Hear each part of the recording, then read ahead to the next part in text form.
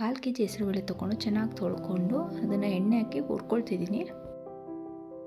ಹುರಿದಿರೋ ಹೆಸರುಬೇಳೆನ ನೀರು ಹಾಕಿ ಬೇಯೋದಕ್ಕೆ ಹಾಕ್ತಿದ್ದೀನಿ. 1/4 ಲೋಟ ಅಕ್ಕಿ ತೊಳ್ಕೊಂಡು ಹೆಸರುಬೇಳೆ ಜೊತೆಗೆ ಬೇಯೋದಕ್ಕೆ ಹಾಕಿ ಲಿಡ್ನ ಕ್ಲೋಸ್ ಮಾಡ್ತಿದ್ದೀನಿ. 1 ವಿಷಲ್ ಕೂಗಿಸ್ಕೊತೀನಿ. 1.5 ಇಂಚು ಬೆಲ್ಲ ಹಾಕಿ ನೀರು ಹಾಕಿ ಕರಗಕ್ಕೆ ಬಿಟ್ಟಿದ್ದೀನಿ.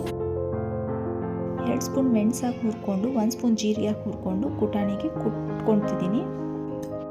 ಸ್ಟವ್ ಮೇಲೆ ಕುಕ್ಕರ್ ಇಟ್ಟು 2 ಸ್ಪೂನ್ ತುಪ್ಪ ಹಾಕಿ ಸ್ವಲ್ಪ ಗೋಡಂಬಿ ದ್ರಾಕ್ಷಿ ಹುರ್ಕೊಳ್ತಾ ಇದ್ದೀನಿ.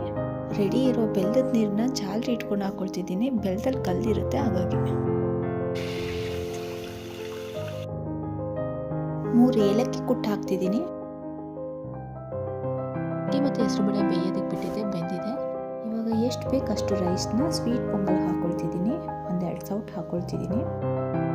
ಉಳಿದಿದ್ದು ಖಾರ ಪೊಂಗಲ್ಗೆ. ಸ್ವೀಟ್ ಪೊಂಗಲ್ ರೆಡಿ ಇದೆ. ಬೇಕಂದರೆ ಇದಕ್ಕೆ ಹಾಲು ಮತ್ತು ತೆಂಗಿನ ತುರಿ ಹಾಕೋಬೋದು. ನಾನು ಸ್ವಲ್ಪ ಹಾಲು ಹಾಕಿ ಸ್ವಲ್ಪ ಹೊತ್ತು ಬೇಯೋದಕ್ಕೆ ಬಿಡ್ತೀನಿ. ಇವಾಗ ಸ್ವೀಟ್ ಪೊಂಗಲ್ ರೆಡಿ. 1 ಲೋಟ ಹೆಸರುಬೇಳೆ, 1.5 ಲೋಟ ಅಕ್ಕಿ ತೊಗೊಂಡಿದ್ದೆ. ಸ್ವೀಟ್ ಆ್ಯಂಡ್ ಖಾರ ಪೊಂಗಲ್ ಎರಡಕ್ಕೂ ನೀರು ಹೆಸರುಬೇಳೆ ಮತ್ತು ರೈಸ್ಗೆ ಸ್ವಲ್ಪ ನೀರು ಹಾಕಿ ಉಪ್ಪು ಹಾಕಿ ಬೇಯೋದಕ್ಕೆ ಇಡ್ತಾ ಇದ್ದೀನಿ. ಸ್ವಲ್ಪ ಶುಂಠಿನ ತುರ್ಕೊಂಡು ಒಗ್ಗರಣೆಗೆ ರೆಡಿ ಮಾಡಿ ಇಟ್ಕೊಂಡಿದ್ದೀನಿ. ಒಗ್ಗರಣೆಗೆ ಒಂದು ಬಾಣಲಿ ಇಟ್ಟು 1 ಸ್ಪೂನ್ ತುಪ್ಪ, ಸ್ವಲ್ಪ ಎಣ್ಣೆ, ಸ್ವಲ್ಪ ಗೋಡಂಬಿ, ತೆಂಗಿನಕಾಯಿ, ಹಸಿಮೆಣಸಿನ್ಕಾಯಿ, ಕರಿಬೇವಿನ ಸೊಪ್ಪು, ಸ್ವಲ್ಪ ಶುಂಠಿ ಪೇಸ್ಟು, ಹಾಗೆ ಸ್ವಲ್ಪ ಅರಿಶಿನ, ಹುರ್ಕೊಟ್ಟಿರೋ ಜೀರಿಗೆ ಮೆಣಸಿನ ಪೌಡ್ರನ್ನ ಒಗ್ಗರಣೆಗೆ ಹಾಕೊಳ್ತಿದ್ದೀನಿ. ಕಾಳು ಮೆಣಸು ಕೂಡ ಹಾಕೋಬೋದು, ಪೌಡ್ರ್ ಇಷ್ಟ ಇಲ್ಲ ಅಂದರೆ.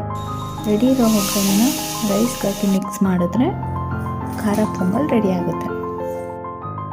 ಸ್ವಲ್ಪ ಕೊತ್ತಂಬರಿ ಸೊಪ್ಪು ಹಾಕೊಳ್ತಿದ್ದೀನಿ.